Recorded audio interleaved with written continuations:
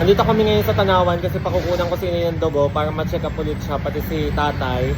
Tsaka si Chulupe, dahil si Chulupe ay mataas ang sugar last time, 300 daw. Kaya magpapa-blood chem sila ngayon. Yan, fasting yan. Gutom ka na, Nay? Dito kami ngayon sa Tanawan Central Drug Testing and Diagnostic Center, guys. Dito sa malapit sa TSN. Wait lang, si Ate Des natawag, nawala na. Ayan guys, napakunan ko na ng dugo ang dalawa at si Tatay Eddie umanay takot na takot. Parang kagat lang naman ng langgam. Ngayon si Ate Des, maghihiwalay na kami ng landas. Pupunta ko kay Tito Art sa Mercado. Tapos ko na rin si Tatay pakuha na ng dugo. Mamaya na namin kukunin ang result. Bukas babalik kami para sa check-up ng doktor. Tito Art, magbabantay siya ngayon kay Tito Art. Oo, nagtatampo na ang prinsesa namin. Wala na daw siyang kasama. Gawa ni operadang babae, nagpadagdag pa ng kipay sa taas ng puso. Dahil wala namang pasok, pupuntahan ko muna ang Ngayon guys, kami, pauwi naman ngayon. Baka dumaan kami kay Kat sa baby niya. Sa Lying in sa Natatas. Ayan, at mamaya pa ang result. Bukas na lang kami magpapabasa sa doktor. Din bukas na natin kunin ang result. Ako kunin ko naman. Bye! Punta mo na ako dito. Uwi na kami guys. So ayan guys, nakuha na din ng dugo si Chulupe dahil mataas daw yung sugar niya last time. Lambot na lambot siya. Kaya ayan, pinakuna ng Chem 9. Ngayon, pauwi na kami. Ha? Oh ha. Diyos ko, anong oras na? Mag-alas 9. Mag-alas 10 na kami, nakadating. Busy tatay, hinanap ko na ng hinanap. Ako'y hilong-hilo na, nasa labas na palang malao. Papabasa ko na yung result niya guys, ayan.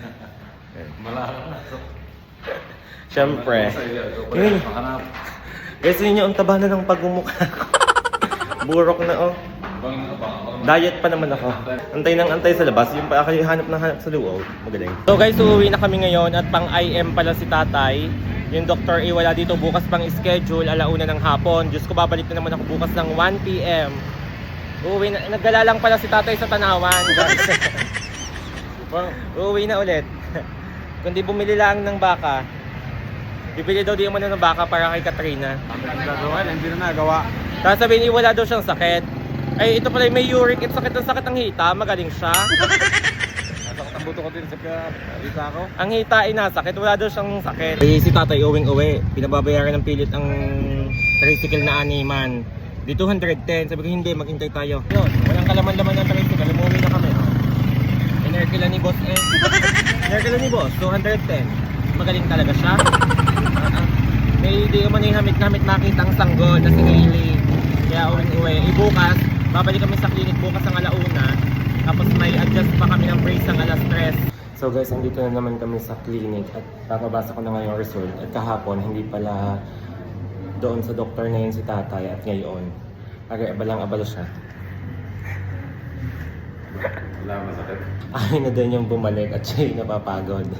Ika ni Inay, inaagdon nga ang buhay mo para humaba ang buhay mo para sa apo mo.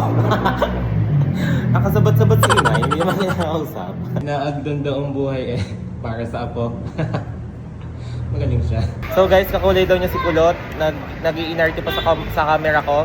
Tapos kami magpa-check up guys at pinagbawalan siya ng doktor ng manigarilyo. Pero ngayon, kakabili ko lang ng langis, nakatatlong stick na agad. Magaling talaga siya. Ngayon pinapauwi ko na siya, bumili lang ako ng langis ni Kat. Tapos ako mamimili ako ng gamot. Ito, may reseta na siyang gamot. Ang dami niyang iinumin. May UTI daw siya di umano eh. So guys, ayan. UTI lang. Uuwi na siya. UTI lang. Bye guys.